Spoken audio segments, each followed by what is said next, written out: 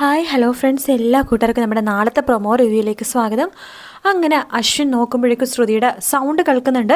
ശ്രുതി ശ്രുതി എന്ന് അശ്വിൻ വിളിക്കുമ്പോഴേക്കും ആ സൗണ്ട് കേട്ട് ശ്രുതിയും അശ്വിൻ സർ എന്ന് വിളിക്കുകയാണ്. ശ്യാമിന് മനസ്സിലായി ഇനി ഇവിടെ നിന്ന കാര്യം വഷളാകുമെന്ന്. ശ്യാം ശ്രുതിനെ വിളിച്ചോട് വലിച്ച് വണ്ടിയിലേക്ക് കയറ്റുവാണ്. അപ്പോൾ അശ്വിൻ വന്ന് നോക്കുമ്പോഴേക്കും ശ്യാമിൻ്റെ പുറകു ഭാഗം മാത്രമേ കാണുന്നുള്ളൂ. അപ്പോഴും അശ്വിനെ മനസ്സിലാവുന്നില്ല അത് ശ്യാമാണെന്ന്. അങ്ങനെ ശ്രുതിനെ വലിച്ചു പിടിച്ച് വണ്ടിയിലേക്ക് ജീപ്പിലേക്ക് കയറ്റുവാണ് ശ്യാം. എന്നിട്ട് വണ്ടി സ്പീഡിൽ അവിടെ നിന്ന് വിടാൻ നോക്കുമ്പോഴേക്കും അശ്വിൻ്റെ പുറകെ ഗുണ്ടകൾ വരികയാണ്. അവിടെ എല്ലാം തട്ടിത്തെറിപ്പിച്ച് അശ്വിൻ ആ ഗുണ്ടകളുടെ വണ്ടി എടുത്തിട്ട് അവരുടെ തൊട്ടു പിന്നാലെ അശ്വിനും പോകുന്നുണ്ട് കേട്ടോ. ഗുണ്ടകളും അതിന് പിന്നാലെ തന്നെയുണ്ട്. അങ്ങനെ ഒരുപാട് ദൂരം ഇവരിങ്ങനെ യാത്ര ചെയ്യുന്നുണ്ട്. ഒരു വിജനമായിട്ടുള്ള സ്ഥലത്തെത്തുമ്പോഴേക്കും ശ്യാമിന് മനസ്സിലായി ഇനി എന്തായാലും അശ്വിൻ തന്നെ കണ്ടുപിടിക്കുമെന്ന്. അതുകൊണ്ട് ശ്രുതിനെ ഇവിടെ എവിടെയെങ്കിലും ഉപേക്ഷിച്ചിട്ട് പോവുകയാണെന്നുണ്ടെങ്കിൽ ശ്രുതിൻ്റെ അടുത്തേക്ക് അയാൾ പോയിക്കോളും, തന്നെ പുറകെ വരില്ലെന്ന് ശ്യാമിന് നന്നായിട്ട് അറിയാം. അതുകൊണ്ട് തന്നെ ഒരു സ്ഥലം എത്തുമ്പോഴേക്കും ശ്രുതിനെ വണ്ടിയിൽ നിന്ന് എടുത്തിട്ട് കയ്യും കാലൊക്കെ ബന്ധിച്ചതിന് ശേഷം വണ്ടിയിൽ നിന്ന് ഇറക്കി പുറത്തേക്ക് തള്ളിയിടാണ് ചെയ്യുന്നത്.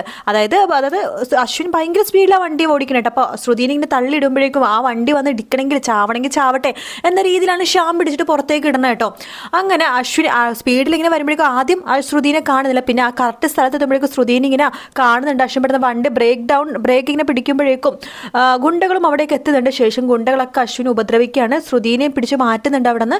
ശ്രുതി അയ്യോ അശ്വിൻ സർ എന്ന് ഭയങ്കര കരച്ചിലാട്ടോ. അപ്പോൾ ഈ ഗുണ്ടകൾ എന്താ ചെയ്യുന്നത് വെച്ചാൽ ശ്രുതിനെ പിടിച്ച് അപ്പുറത്തേക്ക് ഒരത് അവിടെ ഇങ്ങനെ വലിച്ചെറിയാണ്. അതായത് പിടിച്ച് തള്ളുമ്പോൾ ശ്രുതി വീഴുന്നത് ഒരു ചെറിയൊരു കൊക്കയിലേക്ക് ഇങ്ങനെ വീഴുക. തല ഇങ്ങനെ ഇടിച്ച് ഇങ്ങനെ വീഴുന്നുണ്ട് ശ്രുതി. അതിനുശേഷം ശ്രുതി മരിച്ചു എന്ന് പേടിച്ചിട്ട് ഗുണ്ടകളെല്ലാം തന്നെ അവിടെ നിന്ന് അങ്ങോട്ട് പോകുവാണ്. അശ്വിനും ആകെ ഷോക്കായി പോട്ടെ, കാരണം ശ്രുതി മരിച്ചപ്പോൾ തന്നെയാണ് അവിടെ കിടക്കുന്നത്. വേഗം തന്നെ അശ്വിൻ ശ്രുതിയുടെ അടുത്തേക്ക് പോവാണ്. ശ്രുതി കണ്ണ് തുറക്ക്, ശ്രുതി കണ്ണ് തുറക്കെന്ന് പറയുമ്പോഴേക്കും ശ്രുതിയുടെ ഞരമ്പൊക്കെ പിടിച്ച് നോക്കുമ്പോഴേക്കും പൾസ് ഒന്നും കിട്ടുന്നില്ല. ശ്രുതി മരിച്ചു എന്ന് തന്നെ അശ്വിൻ വിശ്വസിക്കുകയാണ്.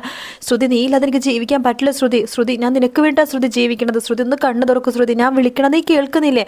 സാധാരണ എൻ്റെ ഹൃദയ ശബ്ദം കേട്ടിട്ട് നിനക്ക് പെട്ടെന്ന് അറിയാൻ പറ്റുള്ളൂ ശ്രുതി. ശ്രുതിനെ നെഞ്ചോട് ഇങ്ങനെ ചേർത്ത് പിടിക്കുകയാണ്. പക്ഷെ ശ്രുതിക്ക് അതൊന്നും കേട്ടിട്ട് ഒന്നും തന്നെ പെട്ടെന്ന് ഇങ്ങനെ ഫീൽ ആവുന്നില്ല. ശേഷം അശ്വിൻ ഇങ്ങനെ ശ്വാസമൊക്കെ ഇങ്ങനെ കൊടുക്കാൻ വേണ്ടി ഇങ്ങനെ നോക്കുന്നുണ്ട് കേട്ടോ. വീണ്ടും ശ്രുതിനെ തട്ടി എഴുന്നേൽപ്പിക്കാൻ നോക്കുന്നുണ്ടെങ്കിൽ ശ്രുതി എഴുന്നേൽക്കുന്നില്ല. പെട്ടെന്ന് തന്നെ അശ്വിൻ പൊട്ടിക്കരയാട്ടോ. നില വിളിച്ച് അങ്ങോട്ട് കരയാണ് ശ്രുതിനെ നെഞ്ചോട് ചേർത്ത് പിടിച്ചിട്ട്. പെട്ടെന്ന് ശ്രുതി അശ്വിൻ്റെ ആ ഒരു നെഞ്ചിടിപ്പിൻ്റെ സൗണ്ട് കേട്ടത് കൊണ്ടിട്ടായിരിക്കാം ശ്രുതി പെട്ടെന്ന് ഇങ്ങനെ കണ്ണിങ്ങനെ തുറന്ന് പതുക്കെ ഇങ്ങനെ ചുമക്കുകയാണ്.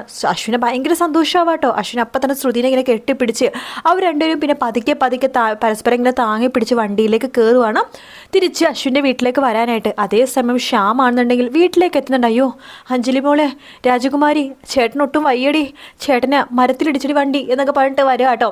അയ്യോ എൻ്റെ ശ്യാമേട്ട എന്ത് പറ്റും? അഞ്ജലിയും വരുന്നുണ്ട്. ഒന്നും പറയണ്ട അഞ്ജലി മോളെ, എൻ്റെ വണ്ടി പെട്ടെന്നൊരു ബ്രേക്ക് ഡൗൺ ആയിട്ട് മരത്തിലേക്ക് ഇടിച്ച് കയറുകയാണ് ചെയ്തത്. അയ്യോ എൻ്റെ ശ്യാമേട്ടനെ വേണ്ടിയിട്ടാണ് ഞാൻ ഇന്ന് അമ്പലത്തിൽ പ്രത്യേക പൂജയും വഴിപാടൊക്കെ കഴിച്ചത്.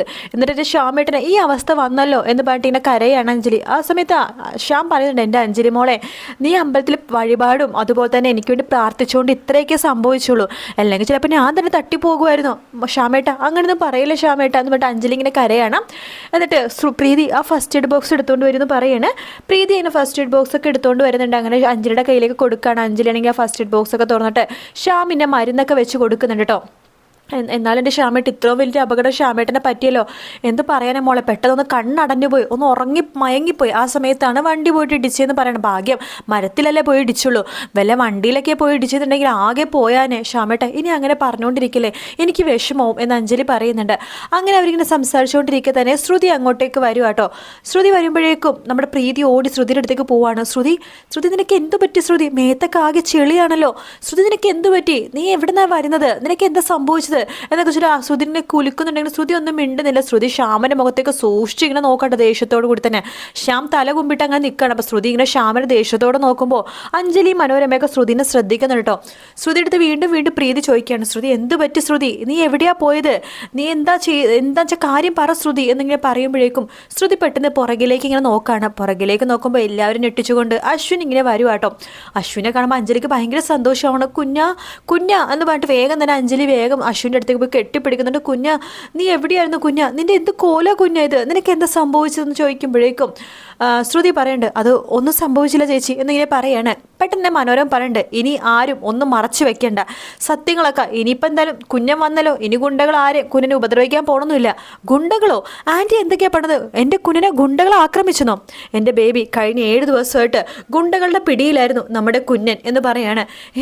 ഗുണ്ടകളുടെ പിടിയിലായിരുന്നോ? അതിന് അശ്വിൻ ലണ്ടനിലും സ്വിറ്റ്സർലാൻഡിലും അവിടെ മാറി മാറി കമ്പനിയുടെ മീറ്റിങ്ങിന് വേണ്ടി പോയതല്ലേ? ഇല്ല ബേബി, നമ്മുടെ അശ്വിൻ മോൻ ഗുണ്ടകളുടെ പിടിയിലായിരുന്നു. അവിടെ നിന്ന് കഷ്ടപ്പെട്ട് രക്ഷപ്പെട്ട ഞങ്ങളുടെ അശ്വിൻ വന്നിരിക്കുന്നത്.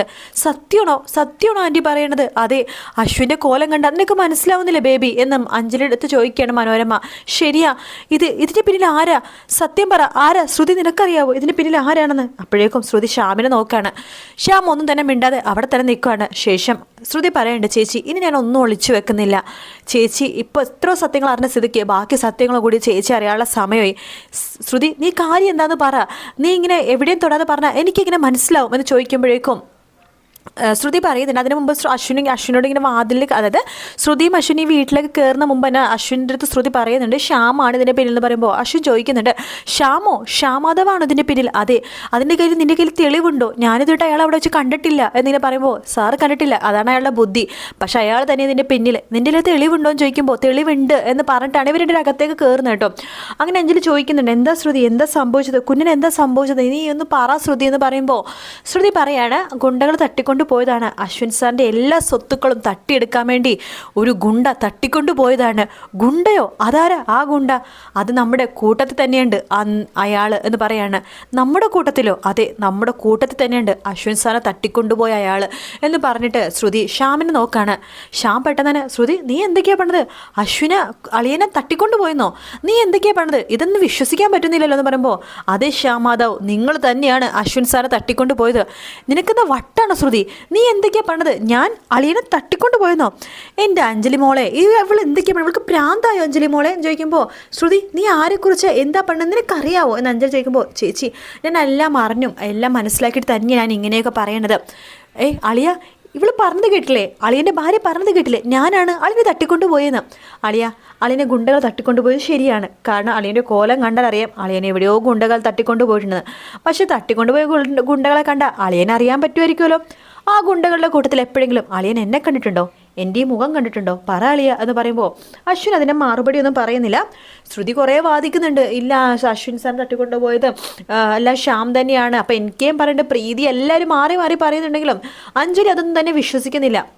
അപ്പോൾ അശ്വിൻ വിചാരിക്കും വേണ്ട, ഈ ടോപ്പിക്ക് ഇവിടെ വെച്ച് നിർത്താമെന്ന് വിചാരിച്ചിട്ട് അഞ്ജലിനെ കൂട്ടിക്കൊണ്ട് റൂമിൽ പോകുമ്പോഴാണ് ശ്യാം പറയുന്നത്, അതെ അളിയ, ഈ രണ്ട് പെണ്ണുങ്ങളും, അതായത് ശ്രുതിയും പ്രീതിയും എന്നെക്കുറിച്ച് വല്ലാത്ത അപവാദം ഇവിടെ വെച്ച് പറഞ്ഞു. ഈ പെണ്ണുങ്ങൾ ഇവിടുത്തെ പുറത്താക്കണമെന്ന് പറയും. അപ്പോഴാണ് അശ്വിന് പിടിവിടുന്നത് കേട്ടോ. അപ്പോഴാണ് അശ്വിൻ ശ്യാമിൻ്റെ മുഖത്തിട്ട് അടിക്കുന്ന ഭാഗം കാണിക്കുന്നത്. എന്തായാലും നാളത്തോടു കൂടി തന്നെ ശ്യാമിൻ്റെ കഥ തീരാൻ പോവാണ്. നാളെ ഇതിൻ്റെ പകുതിയിൽ ഞാൻ ഇപ്പോൾ പറഞ്ഞതിൻ്റെ പകുതി മുക്കാൽ ഭാഗം നാളെ കാണിക്കും. അതിന് ശേഷമുള്ള ഭാഗം മറ്റന്നാൾ കാണിക്കുന്നത്. നാളെ മറ്റന്നാൾ കൂടി തന്നെ നമ്മുടെ ആ വീക്കെൻഡ് പ്രൊമോയിൽ കാണിച്ച ഭാഗങ്ങൾ എല്ലാം തന്നെ കവർ ആവും കേട്ടോ. വീഡിയോ ഇഷ്ടപ്പെട്ടാണെങ്കിൽ ലൈക്ക് ചെയ്യാനും സബ്സ്ക്രൈബ് ചെയ്യാനും കമൻറ്റ് ചെയ്യാനും മറക്കല്ലേ. മറ്റൊരു വീഡിയോ കാണാം. Take care, bye bye.